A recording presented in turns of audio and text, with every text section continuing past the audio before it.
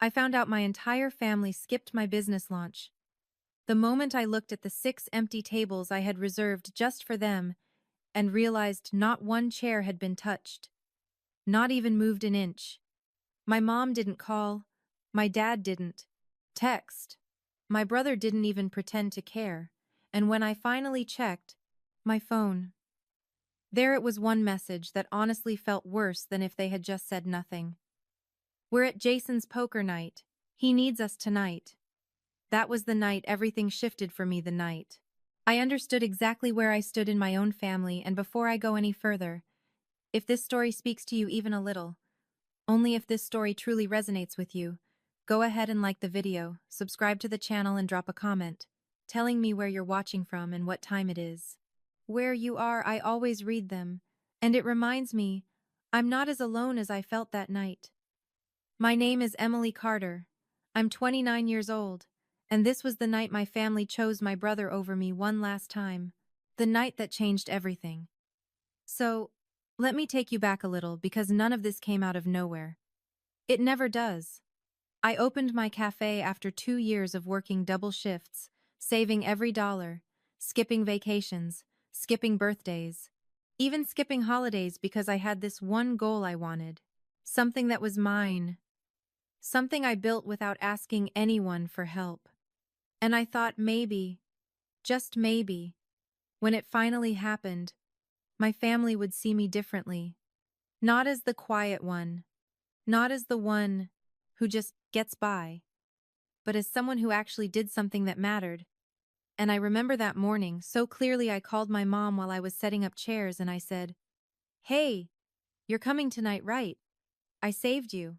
Guys, a table front row." And she paused just long enough for me to notice before saying, "We'll try, honey, Jason has something going on too." And I laughed a little, like it was nothing.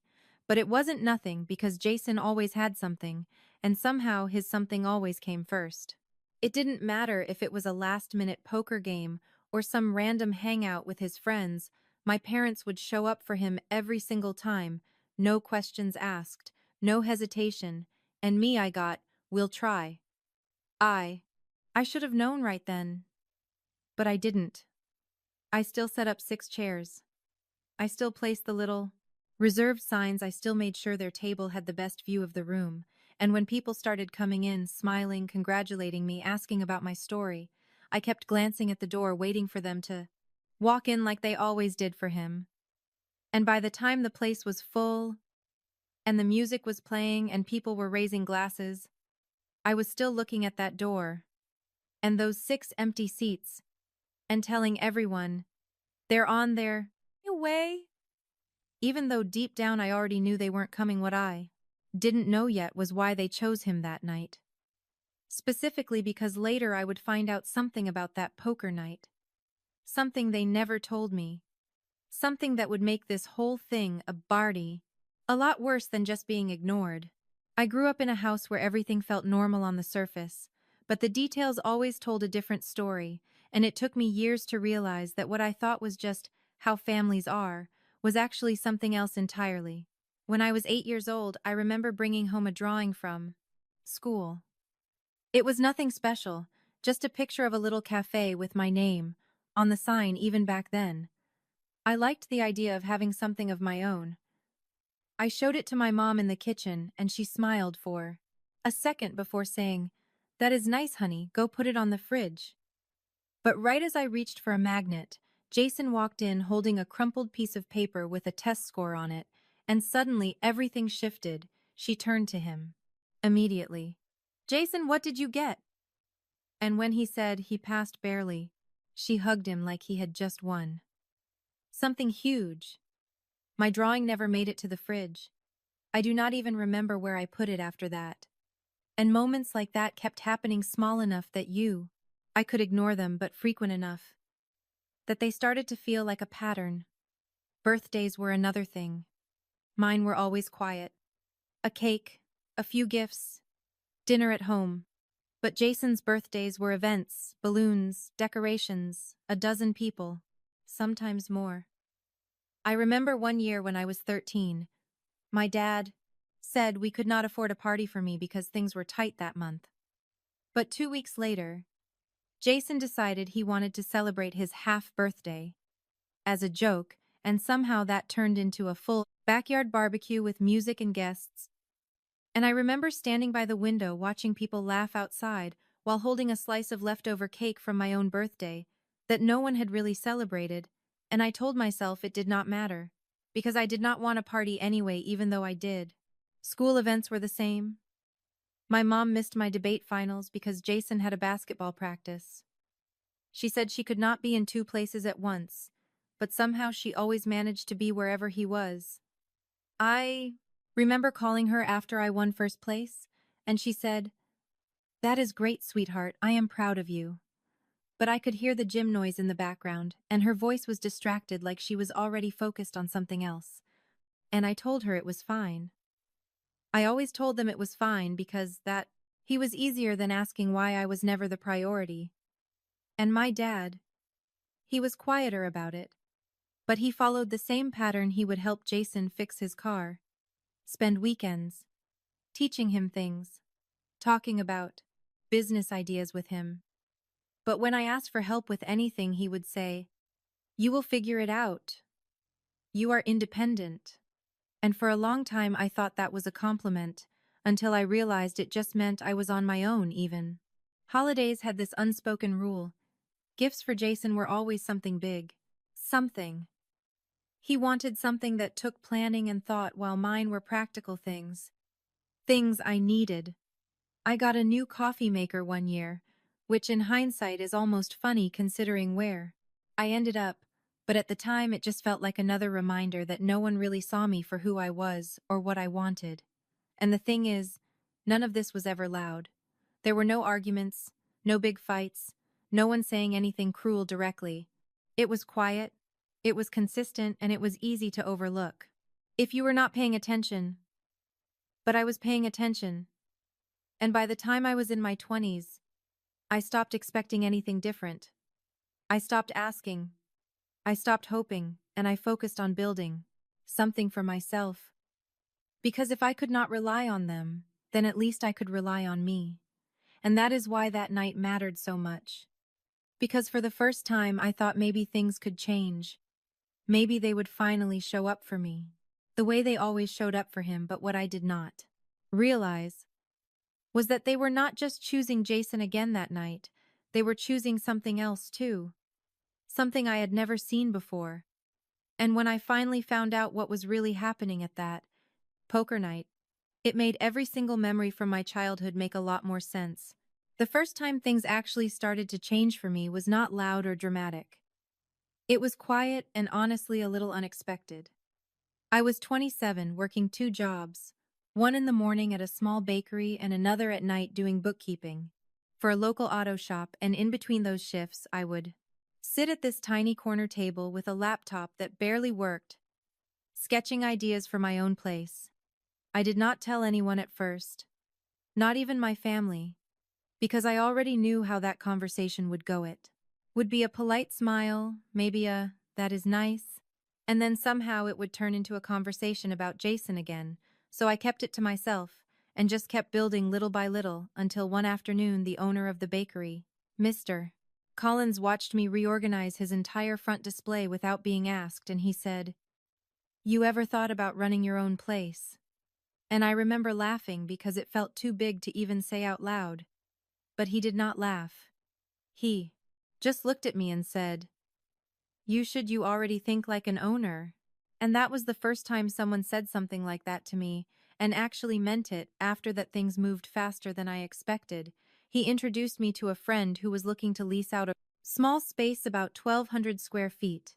Nothing fancy, just enough for a few tables, a counter, and a kitchen. But to me, it felt like everything I had been working toward, and for the first time I let myself believe it might actually did happen. I signed the lease 6 months later with money I had saved. On my own, no help. No cosigner, just me. And when I told my family, I tried to keep it casual, like it was not a big deal. I said, "Hey, I am opening a cafe next month. Nothing huge, but I am excited about it." And my mom smiled and said, "That is great, honey." But before I could say anything else, Jason leaned back in his chair and laughed a little and said, "A cafe, really? You know how many of those fail, right?" And everyone kind of chuckled, like it was a harmless joke. But it sat with me longer than it should have. And my dad added, "Just make sure you have a backup plan. Businesses like that are risky." And I nodded like I agreed, even though I had already risked everything I had to make it happen after. That they stopped asking about it completely. No questions about the location. No interest in the opening date. Nothing. It was like I had mentioned it once, and then it disappeared from their minds entirely except for Jason, who would bring it up occasionally in that same tone, like, "So how is your little project going?" And I would just say, "It is going well," and leave it there because I did not want to give him anything to tear down. And then about 2 weeks before opening, I finally invited them. Officially, I sent a message in our family group chat with the date, the time, and a picture of the place almost ready. I said, "It would really mean a lot if you all came. I saved a table just for us." And there was a pause longer than usual before my mom replied, "We will see what we can do." And then Jason sent, "That is the same night as my poker night, just saying." And I felt something shift right then. Not big, not obvious, just enough to make me uneasy, like something was lining up in a way that did not feel right. And I remember staring at my phone thinking this was going to be a problem even before I knew just how much of one it would become. I tried to ignore the feeling that something was off, but it kept showing up in small ways that I could not quite explain. A few days before the launch, my mom called me, which was unusual because she rarely called first, and her voice sounded overly sweet, like she was trying too hard. She said, "Hey, honey, I was talking to your aunt, and she is so excited about your little cafe. She might even stop by." And I remember pausing at the word little but letting it go, because I did not want to start anything. I just said, "That is great. I would love to see her." And then she added, "You know Jason is having people over that night too. Just something casual, but you know how he gets when he plans things." And I said, "Yeah, I know," even though I did not really know because Jason never planned anything this far in advance. Not unless there was something in it for him later. That same day, I got a message from my cousin asking, "Hey, are you not opening next week anymore?" And that stopped me cold because I had never said anything about changing the date. I replied, "No, it is still next Friday at 7. Why?" And she said, "Oh, that is weird. Your mom told us it might be postponed because you were not ready yet."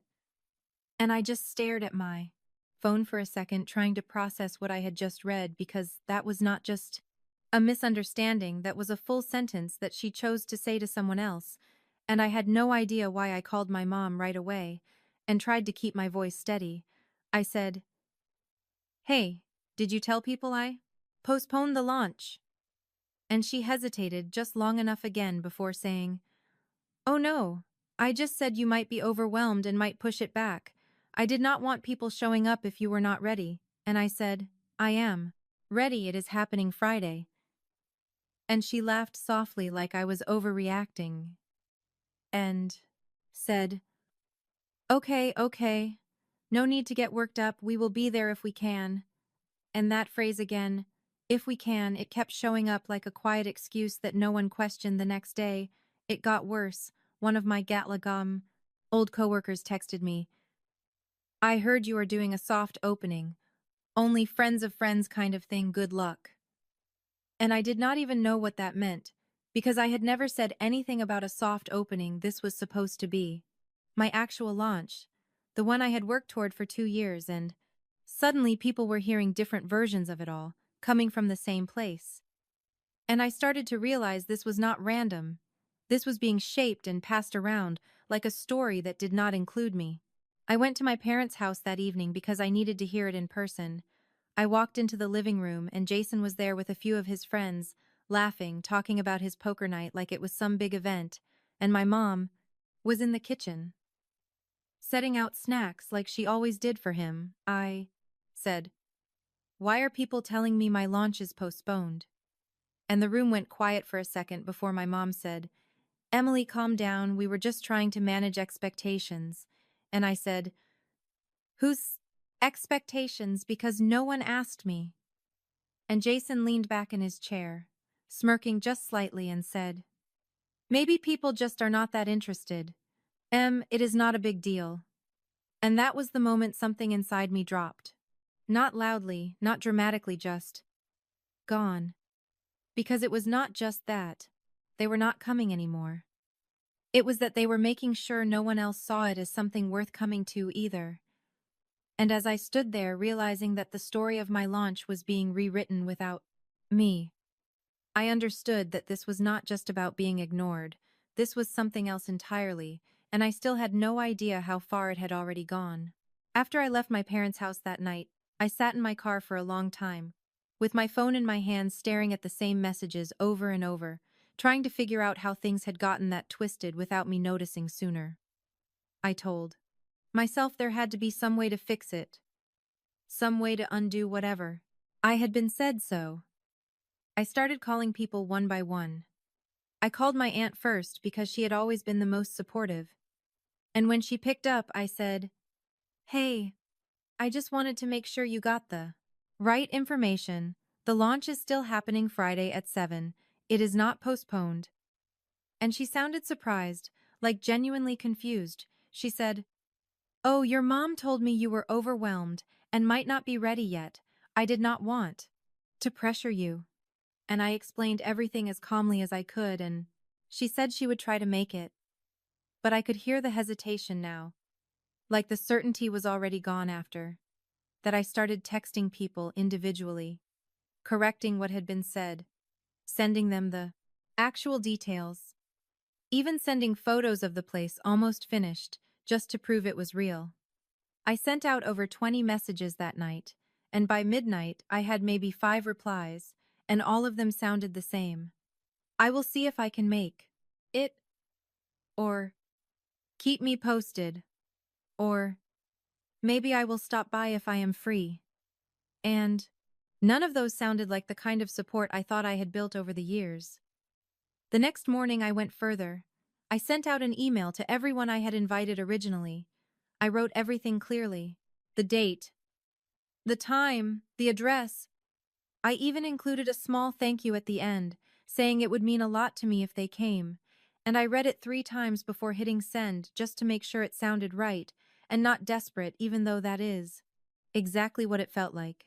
I refreshed my inbox every few minutes, waiting for responses. But most of the replies never came, and the ones that did felt distant, like they were responding out of politeness, not excitement. And somewhere in between those messages, I got another text from my mom. "You do not need to stress people out with all these messages. If they want to come, they will come." And I just stared at that sentence, because it felt like she was undoing everything I was trying to I fix in real time. Like every effort I made was being quietly dismissed as unnecessary or worse, embarrassing. I even printed out a few small flyers that afternoon and walked around the neighborhood handing them out to nearby businesses, introducing myself, saying, "Hey, I am opening a cafe this Friday. I would love for you to stop by." And people were kind. They smiled. They took the flyer, they said, "Good luck." But it was not the same as having your own family show up. It never is by the time I got back to the cafe that evening. My phone was quiet, no new messages, no missed calls, just silence. And I sat there on one of the chairs I had set up for guests, looking at the space I had built from nothing, and for the first time it did not feel exciting. It felt heavy, like I was carrying all of it alone.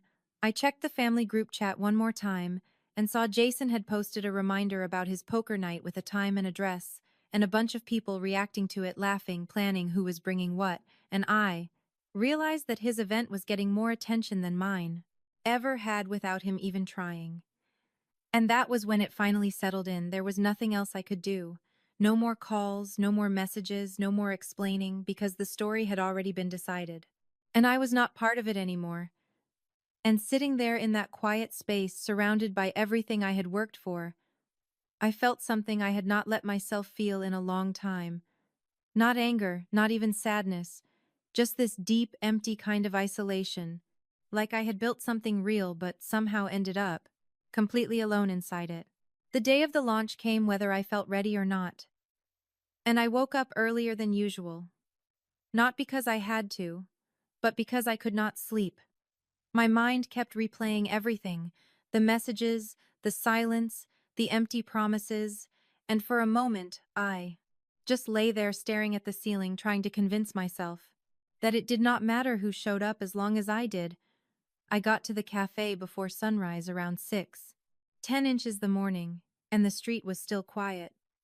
The kind of quiet that makes everything feel slower, like the world has not fully started yet.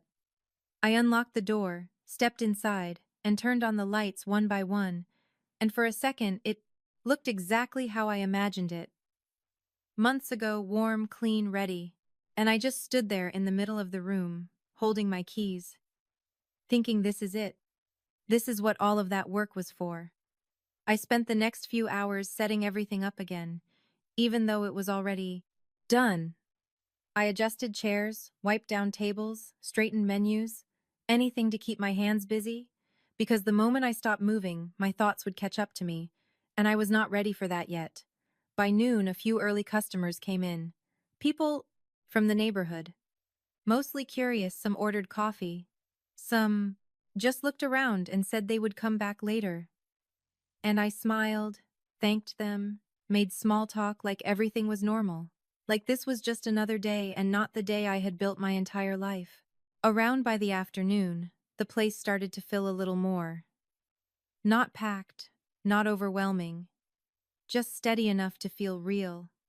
And every time the door opened, I looked up automatically, expecting to see someone familiar. But it was always someone else, always a stranger. And I kept telling myself it was fine that people were busy, that maybe they would come later. That maybe I was overthinking everything, but as the hours passed, that hope got quieter and quieter until it was barely there at all around 7:00.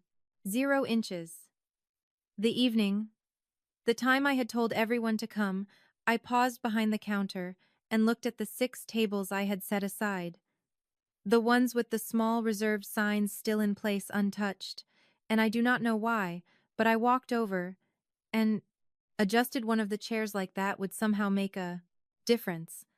Like if everything looked perfect, they would walk in at any second and say they were just running late. But no one came. Not at 7:10, not at 7:30, not even at 8:00. And the thing that hurt the most was not the empty chairs. It was how normal everything else felt. People were laughing, talking, enjoying themselves, completely unaware that something important was missing, and I just kept moving through. It taking orders, pouring drinks, smiling when I needed to. Because stopping would have meant admitting that I was there alone and I was not ready to say that out loud. Yet around 9:30 the crowd started to thin out. And by 10:15 most people had left. A few customers said congratulations on their way out. Some said they would be back, and I thanked them all genuinely because at least they had shown up, even if my family had not. When the last customer left, I locked the door, turned the sign to closed, and the silence that followed felt heavier than anything I had felt all day. I turned off the music, and suddenly, every small sound stood out: the hum of the fridge, the ticking of the clock, the soft creak of a chair settling. And I walked over to those 6 tables again, and this time I did not adjust anything.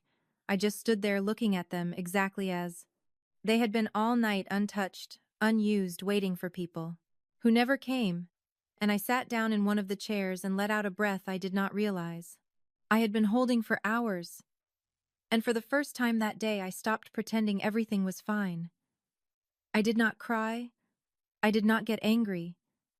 I just sat there in that quiet space and accepted something I had been avoiding for a long time. They were not coming. Not tonight. Not in the way I needed them to. And maybe not ever. And that realization did not feel loud or dramatic, it felt simple and final, like something closing. And for a while I just stayed there in that silence, until eventually I stood up, turned off the last light, and reached for the door. And as I stepped outside into the cool night air, I heard someone behind me say, "Excuse me, are you the owner?" And I paused for a second, before turning around, not knowing that this was the moment everything would start to change. The man standing behind me was older, maybe in his late 50s, wearing a simple navy suit. Nothing flashy, but the kind that fit well, like he was used to being in rooms where details mattered, and he held out his hand like this was a normal conversation and said, "You are the owner, right?" And I nodded, because for a second I forgot how to speak, and he smiled just slightly and said, "I came in earlier today. I had one of your coffees set over there for about an hour, and I have to say you built something real here." And I remember looking back at the empty room through the glass door, thinking real did not feel like the right word for what I had just experienced. But I said, "Thank you, that means a lot." Because it did. He asked if I had a minute, and I almost said no because I was exhausted, but something about the way he asked felt different. Calm, direct, not like he was trying to take anything from me. So I unlocked the door again and let him in. We sat at one of the tables, the same ones I had been staring at all night, and he introduced himself as Mr. Collins and explained that he had been looking at small independent cafes in the area for a while, places that were not trying to be trendy or loud, just consistent. Something people would come back to, and he said, "You have that here, even on your first day." And I did not know what to say to that, so I just listened. And then he said something that caught me off guard. He said, "I also noticed those reserved tables stayed empty all night." And I felt that small, tight feeling in my chest again, but I just shrugged and said, "People get busy." And he nodded like he understood more than I was saying. And then he leaned back slightly and said, "I am going to be direct with you. We are interested in investing in this place, expanding it, maybe opening a second location within a year if things go the way think they will." And I honestly thought I misheard him, so I asked him to repeat it, and he did exactly the same way, calm, simple, like he was offering something normal and not something that could change everything. And for a moment I did not answer, because my mind was trying to catch up to what he was saying, and all I could think about was how, just a few hours ago, I was sitting in that same room feeling completely alone, and now someone was talking about building something bigger out of it, and he must have seen the hesitation on my face, because he added, "You do not have to decide anything tonight. I just wanted to talk to you while it is still fresh.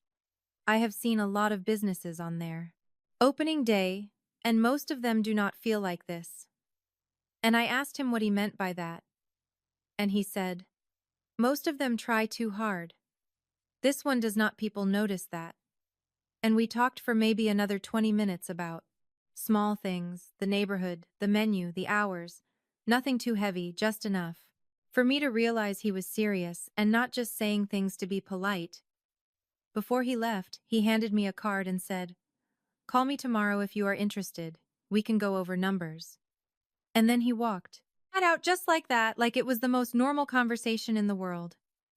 And I stood there again in the quiet room, holding that card, feeling something I had not felt in a long time. Not relief, not even excitement, just possibility. Something. Open something. Not decided yet, and I locked the door for the promenade. The second time that night, but this time it felt different, like I was closing one version of things and stepping into another, without fully knowing what that meant. And the next morning when I woke up, my phone was still quiet. No messages from my family, no missed calls. Nothing had changed on that side. But I got up anyway, went back to the cafe, opened the doors at 7:00 sharp, and started again, making coffee, greeting customers, remembering names, fixing small things that needed attention.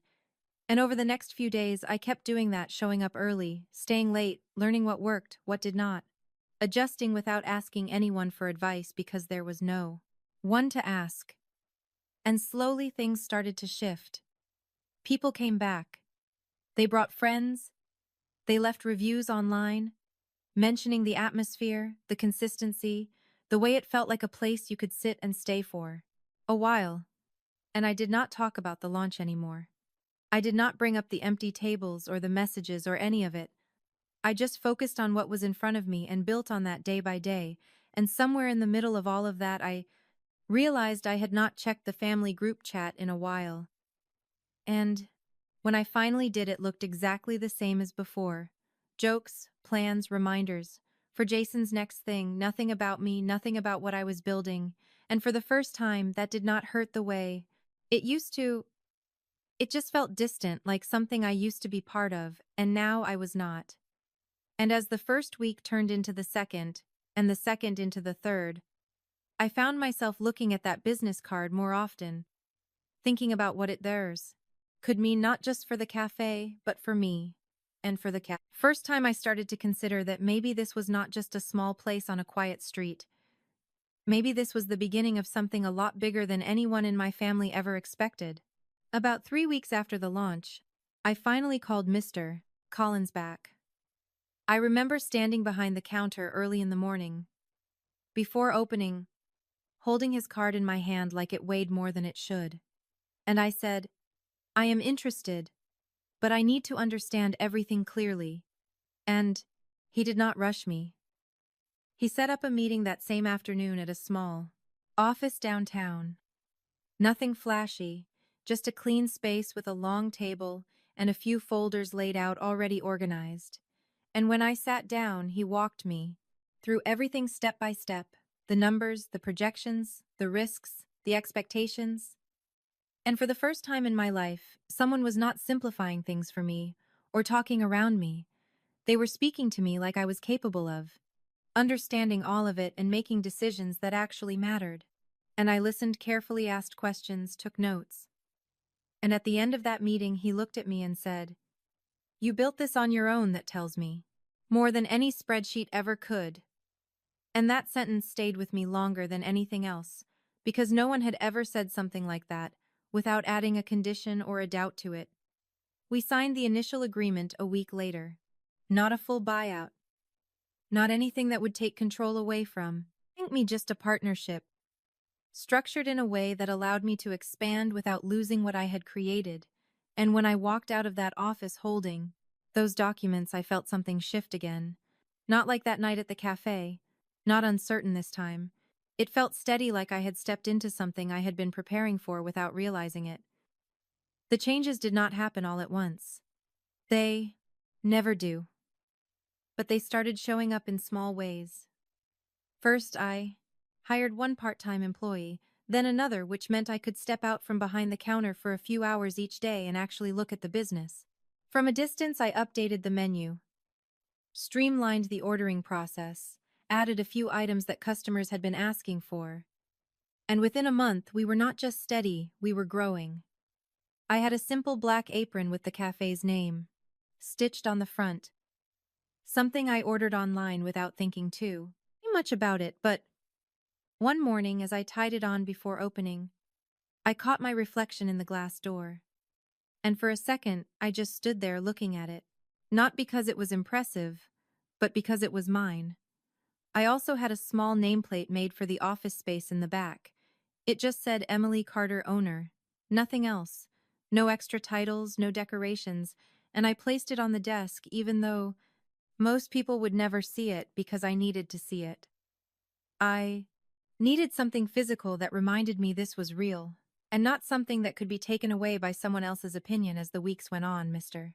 Collins introduced me to a few other people, a supplier who gave me better rates, a consultant who helped refine our layout, and each time I walked into those meetings, I noticed something different. People were listening to me, they were asking for my input, not just out of politeness, but because they expected me to have answers. And slowly, without making a big announcement about it, I started to feel more confident. Not in a loud way. Not in a way that needed to be proven, Just in the way I spoke, the way I made decisions, the way I handled things when something went wrong and customers started to notice too. They would ask if I owned the place, and when I said yes, they would smile like that meant something, and maybe it did, because every time I said it out loud, it felt a little more natural, a little more true by the end of the second month. We had started discussing a second location. Nothing finalized yet, just possibilities. But the fact that it was even part of the conversation felt unreal compared to where I had been just a few weeks earlier, sitting alone at those empty tables. And somewhere in the middle of all of that, my phone. I started to feel different, not because it was busy, but because I stopped expecting certain names to show up. And then one morning, as I was opening the cafe, like I had done every day since that night, I glanced at the screen out of habit and saw something I had not seen in weeks. A notification from the family group chat. And for a moment, I just stood there, looking at it, realizing that everything had moved forward without them. And now somehow they were trying to step back into it, right as things had finally started to change. The message in the family group chat was simple, just one line from my mom. "We need to talk, call me when you can." And for a moment, I just stood there behind the counter with the morning light coming through the front windows. Smell of fresh coffee filling the space, and everything felt strangely still, like time had slowed down just enough for me to notice how different this moment felt compared to before. There were no follow-up messages, no missed calls stacked underneath it, no urgency in the way she used to reach out. It was just that one sentence sitting there waiting, and I did not answer it right away. I set my phone face down and went through the motions of opening the cafe, unlocking the register, turning on the espresso machine, greeting the first customer of the day, like everything was normal. Because in a way it was normal now. This had become my routine, something steady, something I could rely on, and I was not willing to let a single message disrupt that. Not anymore. The morning passed quietly. A few regulars came in. People who knew my name, who asked how things were going, who noticed the small changes I had made. And for the first time, I realized I was part of their routine, too, not just the other way around, and that thought grounded me more than I expected around mid-morning.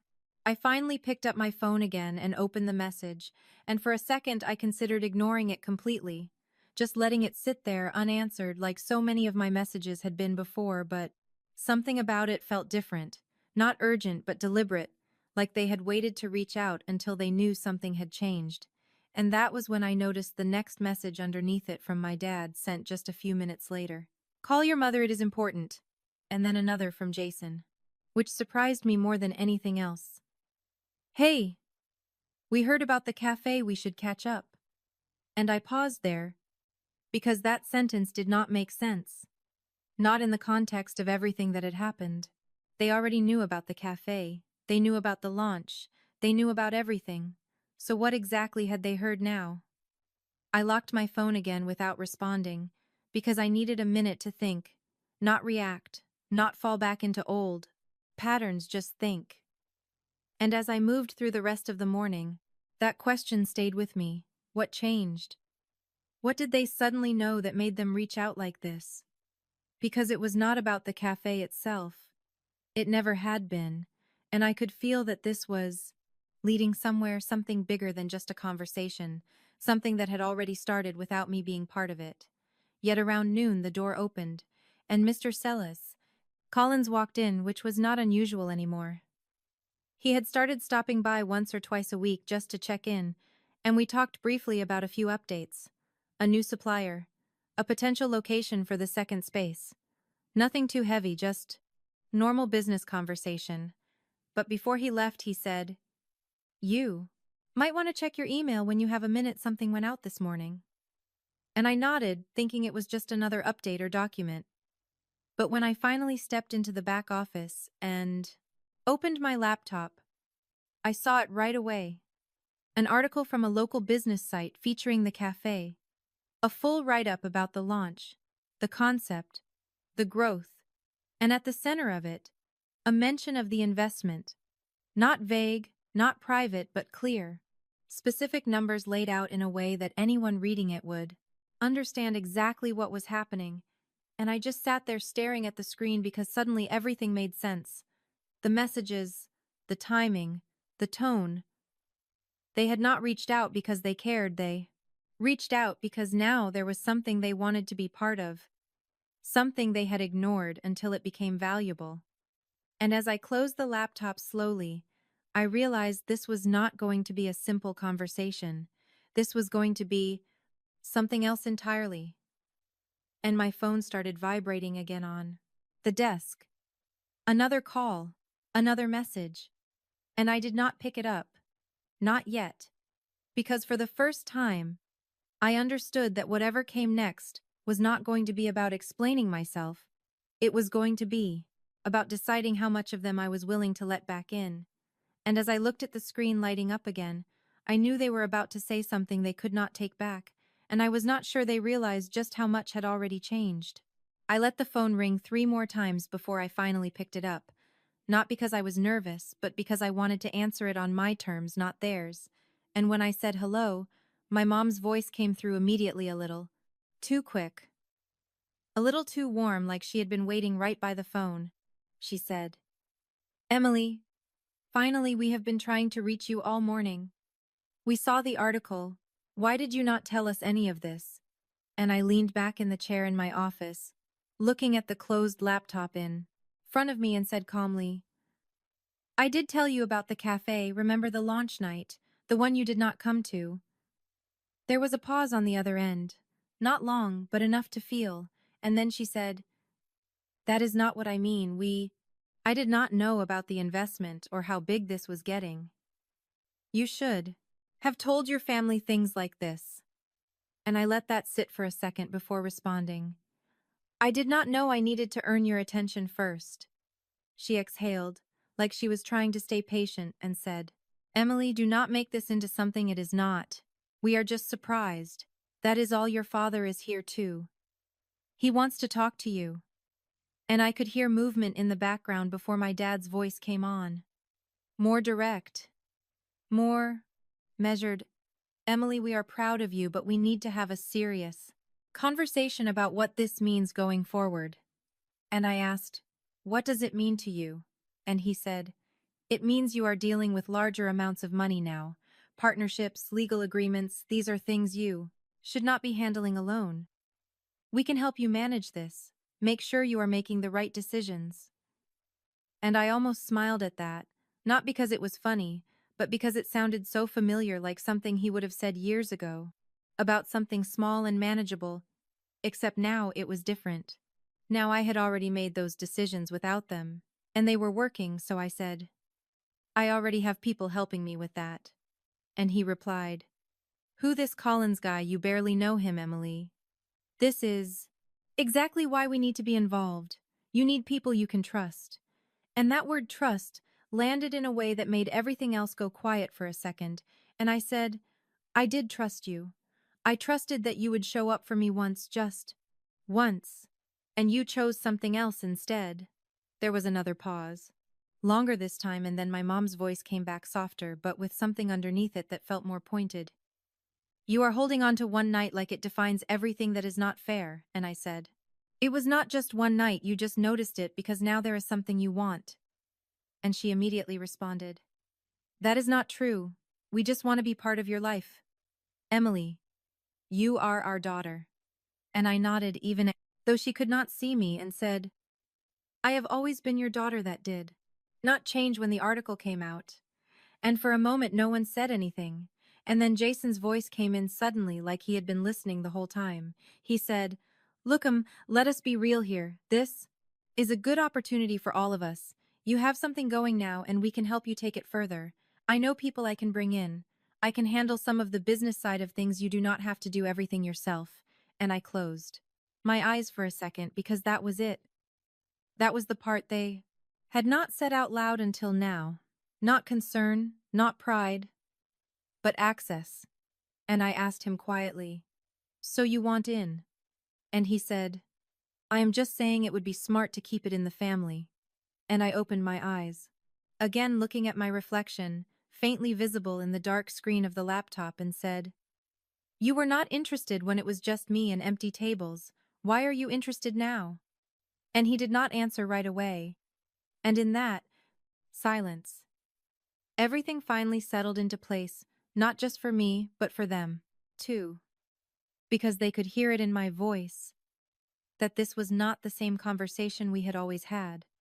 This was not me asking for approval or trying to explain myself. This was me deciding something, and my dad spoke again, slower this time. "Emily, we are your family. We should be part of this." And I said, "You already decided not to be." And the line went quiet in a way that felt heavier than anything that had been said before, because I think that was the moment they realized this was not something they could talk their way out of. Not this time. Not with me. Not anymore. No one spoke for a few seconds after that, and it was not the kind of silence where people are thinking about what to say next. It was the kind where something had already been said that could not be undone, and they all knew it.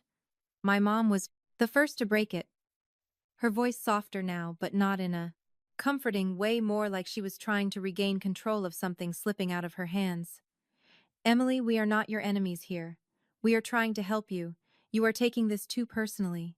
And I stayed quiet for a moment, not because I did not have anything to say, but because I wanted to make sure when I did speak, it was clear and not reactive. And I said, "It is personal.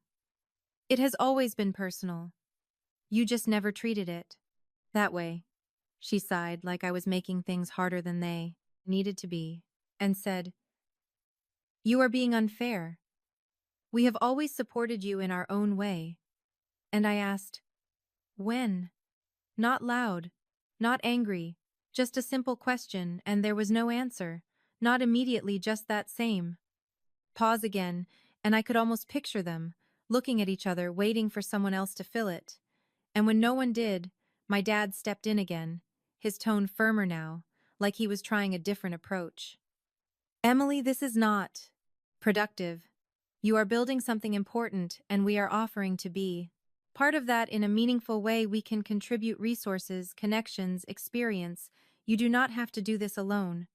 And I said, "I am not alone." And that was true in a way they did not understand. Because being alone had stopped meaning what it used to mean for me. It was no longer empty. It was just quiet and manageable. And mine. Jason let out a small laugh on the other end, like he did not believe me, and said, "Come on, Em. You are telling me this guy you just met is more reliable than your own family. That does not even make sense." And I answered him directly. He showed up. And that was it. I did not raise my voice. I did not explain further, because I did not need to. That sentence carried everything they needed to hear.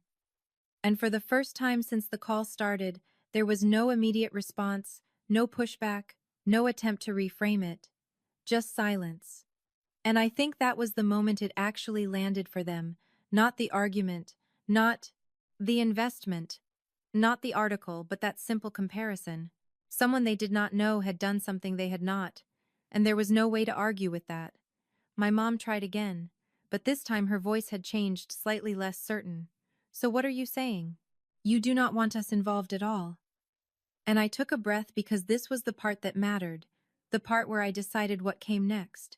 And I said, "I am saying that what I have built is mine, and I am going to protect it. That means I decide who is involved and how, and right now I am not comfortable bringing family into the business." She responded quickly, "So you are shutting us out completely after everything?" And I said, "I am setting boundaries. Those are not the same thing." And my dad spoke again, but this time quieter, more controlled. "And where does that leave us, Emily?"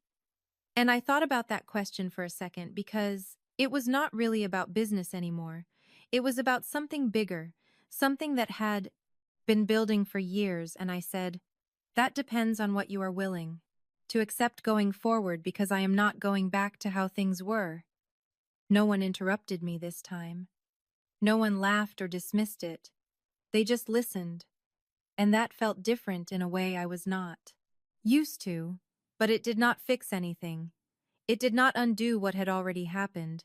It just made it clear that things had changed and could not be easily shifted back. And after a few more seconds, my mom said, "We need time to think about this." And I nodded, even though she could not see me, and said, "Take all the time you need." And then I ended the call, not abruptly, not emotionally, just finished, and I sat there for a moment in the quiet office, listening to the sounds of the cafe outside, the low hum of conversation, the clink of cups, the steady rhythm of something I had built continuing without interruption. And for the first time, I did not feel the need to check my phone again. I did not wonder what they would say next or how they would react, because whatever came after this was not going to change the decision I had already made. And even though part of me knew this was not fully resolved, not even close, it felt like something important had finally been put into place. Something solid, something that would not move just because someone else expected it to. Life did not suddenly become perfect after that call. Nothing dramatic shifted overnight. There was no apology that fixed everything. No moment where everything went back to how it used to be. And honestly, I do not think I wanted it to anymore. Things just became quieter, clearer, the kind of quiet that does not feel empty, but intentional, like a room where everything is finally in its place.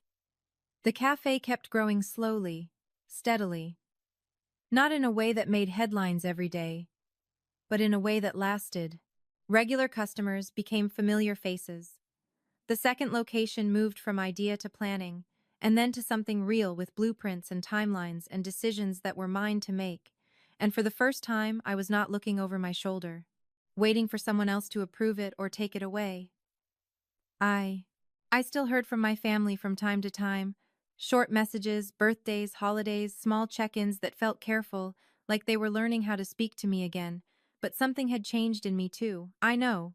Longer filled the silence for them. I no longer explained myself just to keep the peace. I answered when I wanted to. I showed up when it felt right, and when it did not, I did not force it. And that was new for me. That was something I had to learn the hard way, that boundaries are not walls, they are choices. They are the quiet decisions you make every day about what you allow and what you do not. And the truth is, I still love them, that never disappeared. But love does not mean access. It does not mean sacrificing yourself to keep someone else comfortable. And that was the part I had to understand for myself.